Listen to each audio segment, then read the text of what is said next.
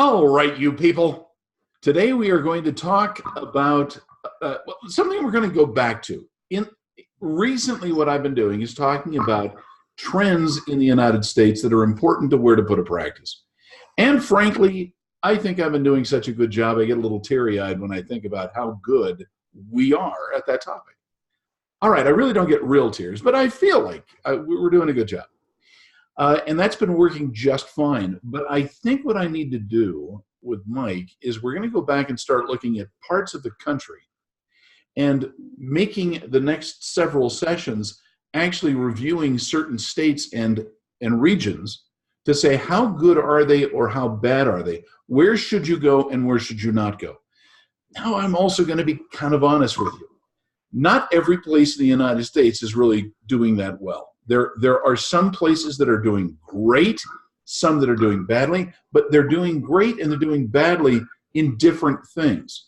So if we were to look at a part of the country that is just growing, lots and lots of people moving to it, you'd say, well, that's great. We need to know that. The problem with that is sometimes the growth statistics you're seeing are because of migration and emigration. And that may not always be, I'm sorry, I'm moving my trash can. That may or may not be what you really need to know. So we have to qualify a little bit what we mean about someplace that's good and where it's not. Today is a very good example. We're going to be talking about the Midwestern United States. Now, when I say this, you obviously say, well, the Midwest is flyover country. Yes and no. And some people get this idea that it's not very populated or that there's big open spaces everywhere. Kind of, but not necessarily. And so I need to qualify the places we're looking at, not only to identify what has hope, but places that are not doing particularly well. And it's going to sound a little politically incorrect. I'm going to have to tell you why some of those places aren't doing well. So again, I'm not trying to persuade you of anything. I'm really just trying to reveal to you what it is that we're seeing. So today is going to be on the Midwest. Can I have a big round of applause, please? It's kind of pathetic, Mike. Thanks, but you know. Do you want like a pack meeting round of applause? Wow, there's a man who's got sons. Yeah. I don't know if you know this, but I used to be a Cub master. You know. I'm sure you were. And a Scoutmaster. Used to be. That's the key. Used to be. Well, now they won't let me do that because exactly. Snore way too much in the tent. Oh, I was gonna say, is it they or the state or who is it that doesn't let you do it anymore? And the CTAP just doesn't work out. Okay, we're going to talk about Midwest housing potential. Now, I bring up housing potential because one of the best things about going to the Midwest is housing. I digress. The Midwest is not growing like the rest of the U.S. Now, that is a fact of life. It takes up a smaller and smaller percentage of the United States. They're not having the birth rate and not having the migration rate. And yet, there are very good reasons to consider the Midwest as a place to go. But first and foremost, let's define a few facts about this. There are roughly 68 million residents in the Midwest right now in the United States. Now, 68 million, how big is that? Well, that is bigger than France, and it's bigger than Great Britain, which only have about 65 million each. So when you consider for a second, you know, that's a lot of people. It is a lot of people in the Midwest.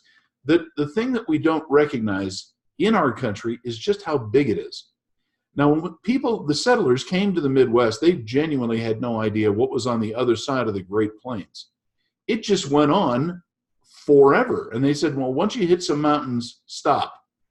They said the bison that would go there had a very unique impact upon the Midwest. With several million bison roaming around, and they were doing this for thousands of years, the topsoil in most of the world is about 6 to 8 inches. In the Midwest, it's 16 to 25 feet. Now, that just made this super fertile area, and agriculture has always been an important part of the Midwest. Even people who have little home gardens have remarkable home gardens in those areas. Now, from 1958 to 2018, The Midwest grew about 35.1%, which is, got to tell you, if you were in Europe, you'd go, that's pretty good. But for the rest of the United States, which grew 87.9%, people go, well, there's no going on in the Midwest. But you have to also understand, it's not as though people are up and leaving the Midwest. They're tending to stick around for a long period of time, and they put down roots. Now, that's that metaphor of agriculture that they've got. Now, for those of us who've driven through the Midwest, it is huge and flat. I mean, flat, like it's never going to end. It's going to go on forever. And that is kind of the nature of it. That's why it's so difficult for people to recognize the difference between one state and another in the Midwest. Other than the rivers, there's not a lot of division. Now, in this period of time, in about 1958, the Midwest represented 29% of the United States population. Right now, it's gone down to 20.9%. Now, it isn't as though they've lost population. It's just the other parts of the country have grown so much. Now, I'm going to probably bring this up again in a minute, but one of the things you have to understand is migration. Now, people from South and Central America have definitely been major migrants to this part of the country. Well, I should say to the country overall. But so have the Asian populations. But the Asians and the Hispanics who come from South and Central America really haven't gone into the Midwest at nearly the rate that they originally were. The Midwest was settled primarily by Germans and people from that part of Europe. There were Eastern Europeans that also came into the area. That has made for an interesting ethnic distribution. I'm not going to get into that here, except to say it has affected the attitudes of people about growth and about business and practice. Now, let's talk about what the core of the Midwest really is. If you take, going north to south, you got North Dakota, South Dakota, Nebraska, Kansas, Minnesota, Iowa, and Missouri. That is not all of the Midwest, but that's the core. And so when people talk about where's the Midwest, these are the states they talk about. Now, I'm going to have something to say about these states in just a minute, so you just kind of stick with me. There are additional states that we refer to as the rim states of the Midwest, but they've got a lot of people. Ohio, Illinois, Indiana, Arkansas, and Western Pennsylvania. Now, I'm not saying Eastern Pennsylvania because that's almost to the Atlantic, but Western Pennsylvania, Pittsburgh, for example, is considered part of the Midwest, not just because of its topography and economic base, but also because of the ethnography. The people who live there tend to fit more with Midwestern attitudes. Now, a lot of people think about Illinois and they go, oh my gosh, that's huge. I mean, you got Chicago there. That is true, but remember, Chicago wasn't the biggest Midwest city for a very long time. It was other places like St. Louis that had the most population. It's just when things hit, as far as growth in the United States, those are the places that grew fastest. I am going to say right at this point, yes, Illinois is in the Midwest. No, I don't recommend you go to Northern Illinois. And the people in Illinois, and I'll use this as an example, don't consider everybody that's in the southern part of the state to be part of the same state. Yeah, it may be the same state, but the attitudes, the political character, the economics of the state are just very, very different. The other thing I'm going to remind you of is many of the states in the Midwest have a Rust Belt character, meaning they had heavy manufacturing, and that was primarily because of the proximity to rivers so that they could transport their goods. Yeah, there were some minerals that made a difference there, but it was mainly because of the transportation. So when you think about a Rust Belt community in the Midwest, you have to ask yourself, what river is there? So here's a little map that kind of shows the distribution of the Midwest. Now, some people go, wait a second, isn't Colorado there? The only people who think that Colorado, Montana, Wyoming are in the Midwest are people from the East Coast, all right? It is not, all right? And we just kind of have to remind everybody Just because it's west of you on the East Coast doesn't mean it's in the Midwest. The Midwest also is not so far south as everybody thinks. Yes, Arkansas is kind of there, but just keep in mind, it's that area primarily to the in this red section that is going to be considered the Midwest. Now, there are specific reasons why I recommend that doctors specifically consider the Midwest.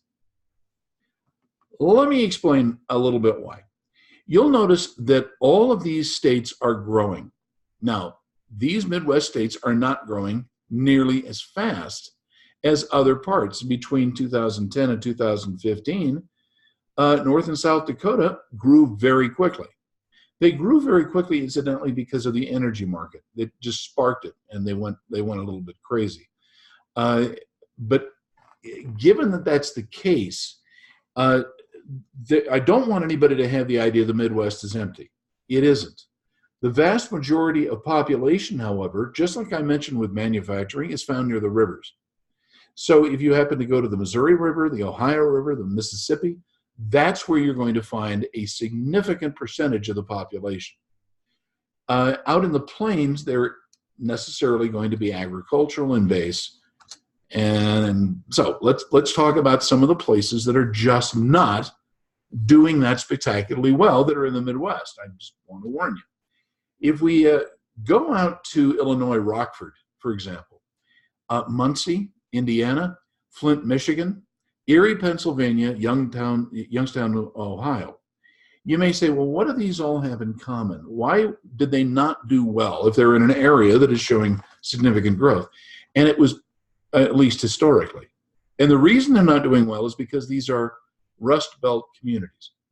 They built up the area. They attracted people from all over the United States, primarily from the southern states and also from the eastern seaboard to come and work here. Most of the people in Muncie, Flint, Erie, Youngstown, these people came from Europe directly into the area. And when the hand was played, so to speak, and they began to have a problem in manufacturing, a lot of people stuck around. And they said, okay, well, what do I do now? Where do I go? Now, what's ironic about it is many of the places that you see that are not looking so good, there are other places that are not that far that have done much better.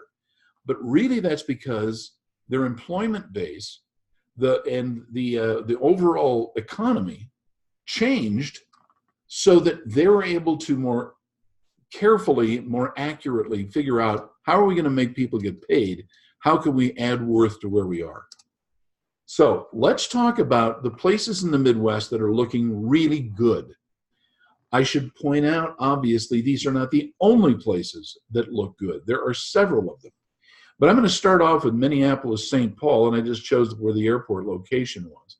The benefit of Minneapolis-St. Paul is not in the weather. In fact, anybody who's ever lived there or visited will go, geez, what are we doing here? Let's get out of here. And this goes to a specific point that is a problem for the Midwest overall, and that is old age migration. People don't want to move here and stick around.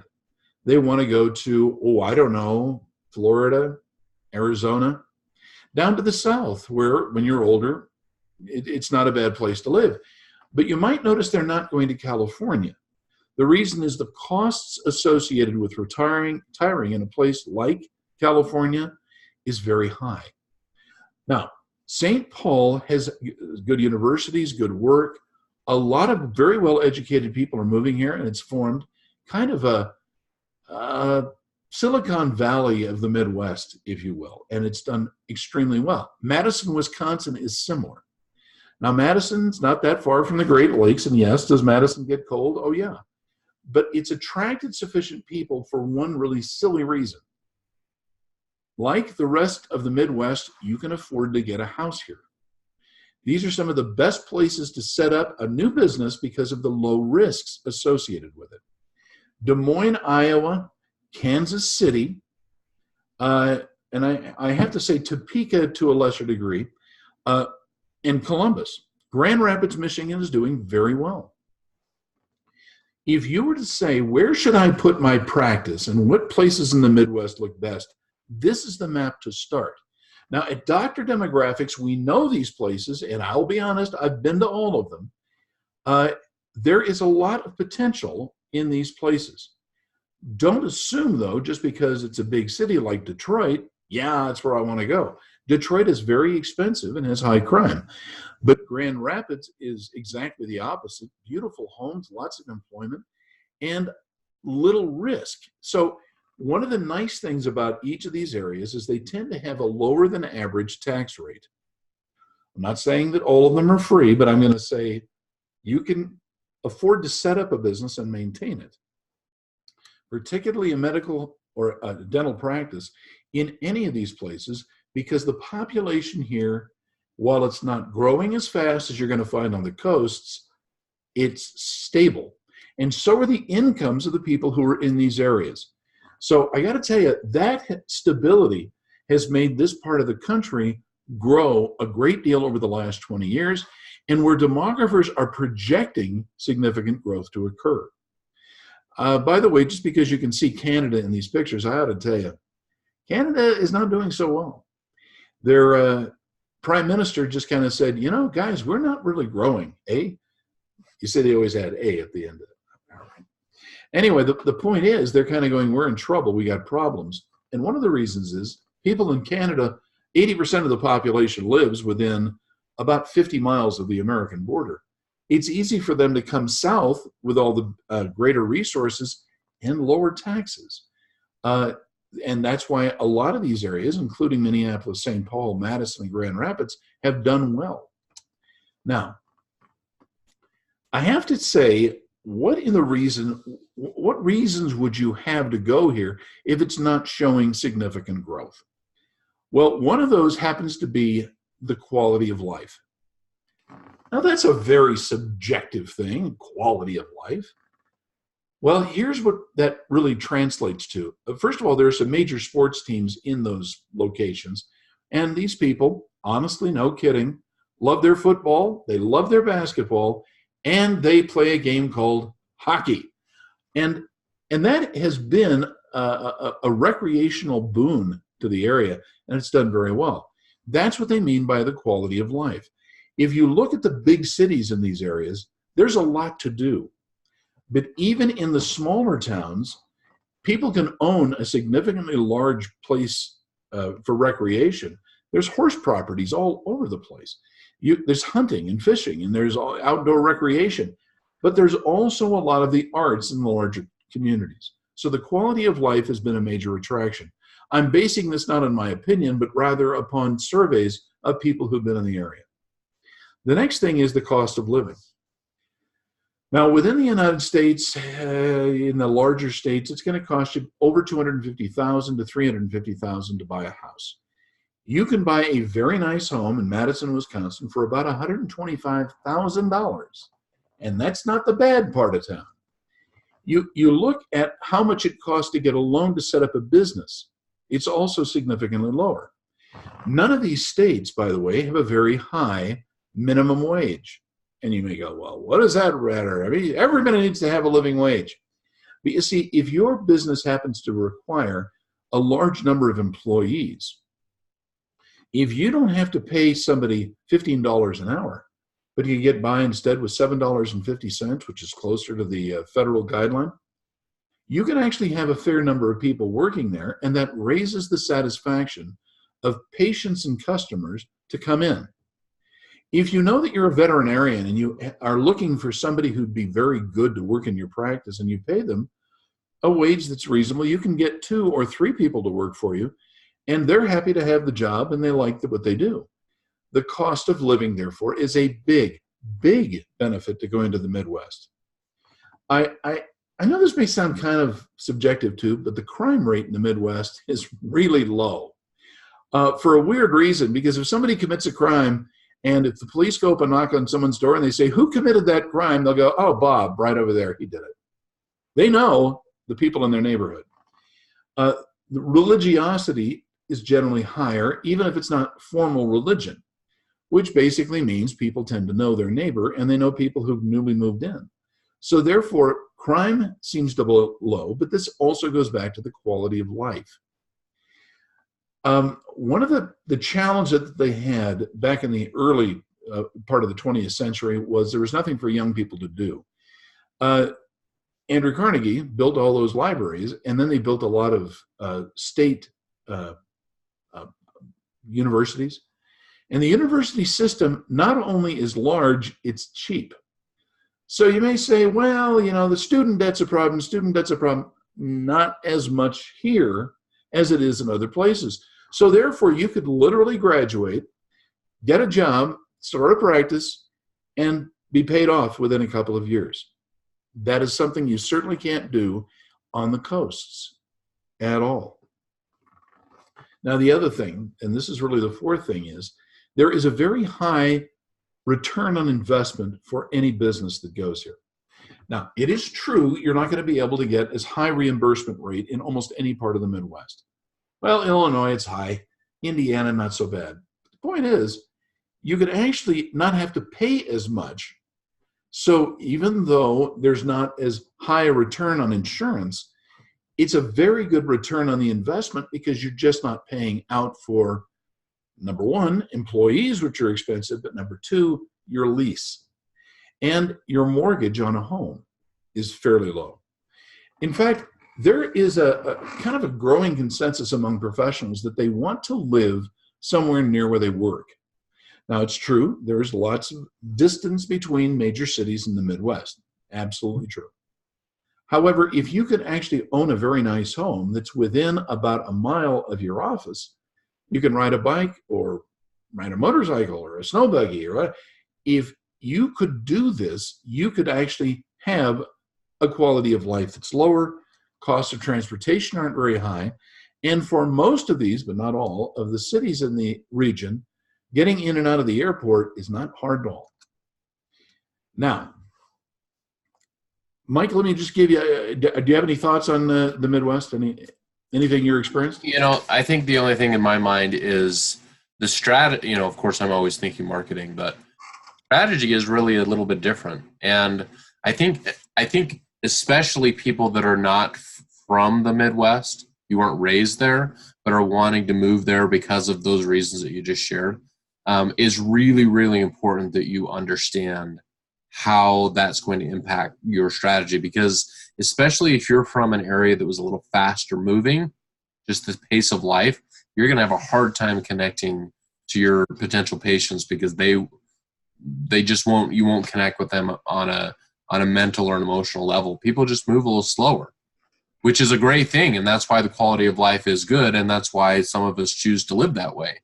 But it's important to know how that translates into your business, how you market, the urgency of your offers, and understanding that sometimes the buying cycle is a little slower in these areas than others. Okay, I first of all want to tell you I absolutely agree. I wish I could tell people, help them experience the Midwest a little bit more. As I went to North Dakota and South Dakota, I was surprised at how much business there really is. Yeah. There is turnover in population as well, which I thought was surprising as well. Growth is steady. It's doing well. But it's not just the growth that I think is the attraction. I think we also have to go back to the quality of life and the cost of living. Mm-hmm. So that is a big benefit. But I also want to say, one of the things that if you're ever calling Dr. Demographics and you say, help me figure out where do I put a practice, what do I do? We're actually going to ask you several questions about you and your life to help determine not just is the Midwest reasonable, but what part of the Midwest is going to be reasonable for you. Yeah. That part, by the way, Northern Indiana has done fantastically well. Yeah. I already mentioned Michigan and Minnesota. They're doing pretty darn well as well. And a lot of people who lived there as a kid and moved away are now thinking, life wasn't so bad. We do get a lot of calls from people who've been there, been to school there, grew up there, or have relatives there who are thinking, I'd like to do it. Now, please understand, if your idea of making a quick killing is what you're after, I don't know if the Midwest is so good for quick. Right. but you don't have to be as quick when your debt service is being handled reasonably. Mm-hmm. That's the real point to this. So if somebody said to me, and by the way, there's a difference in one side of Michigan than another. You probably know that whole thing. You know that northern Indiana, southern Indiana, it's very different. You know the area near the river versus inland is different. But knowing something about you and your lifestyle matters a lot. Now, Yeah. I'm going to also throw something a little politically incorrect out there. Religion matters here. Not because, they're going to say, unless you got a tattoo, I love Jesus, you're going to get in trouble. But it's really one of the things that you have to understand. There are two centers of gravity in the Midwest, in almost every town, large and small. The first is church. I don't care what church you go to, there are going to be higher religiosity in many of them. So that helps to be active in your church. Second is the high school. High school is the center of the arts, it's the center of social life, it's the center of a lot of stuff. Center of sports too. That's yeah. In fact, huge in that area. Well, I've noticed that basketball and football are like a religion of themselves. No, they really are out there for sure. So if you happen to be thinking, I'd like to be a part of a community and do something, where you have to be. Obviously, going to church on Sunday makes good sense. But the other thing is, on Friday night, you better friggin' be in the stands at the high school. Right. Otherwise, you're missing the opportunity for this. Now, some people think, well, that's so hokey, I don't want to do that. But I'm going to be honest with you, personally, firsthand, some of the best times that I've ever spent in any parts of the country, if I'm on the road on a Friday night, I'll go to a local game. Softball included, by the way, and being there with the people and being there enjoying who those people are and what they're doing, it's just absolutely invaluable. And I love that. So I hope I've put in my pitch for the Midwest and for sometimes the other non-super crammed places. Now, last little disclosure, Mike lives in Cedar City. For those people outside of Utah, you probably think, I've never heard of it. And I say, well, it's not that far from Hurricane. Johnny Cash does mention it, though, in his song, I've Been Everywhere. Cedar City was mentioned. I just want to put that out there. Thank you. Thank you very much. Well, I happen to live in Lehi, which is outside of Salt Lake City.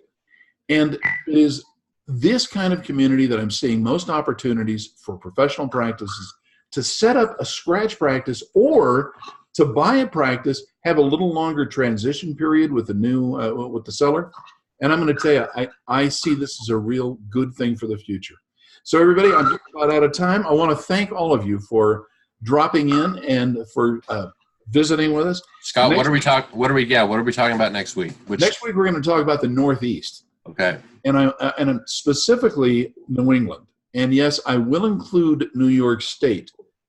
Believe it or not, there are some really good places in these areas and some places that have the kiss of death. So we'll visit on that. After that, well, we're going to be doing a different part of the country. So everybody, thank you so much. Mike, thank you for your contributions. And we look forward to seeing you again in the future. Take care.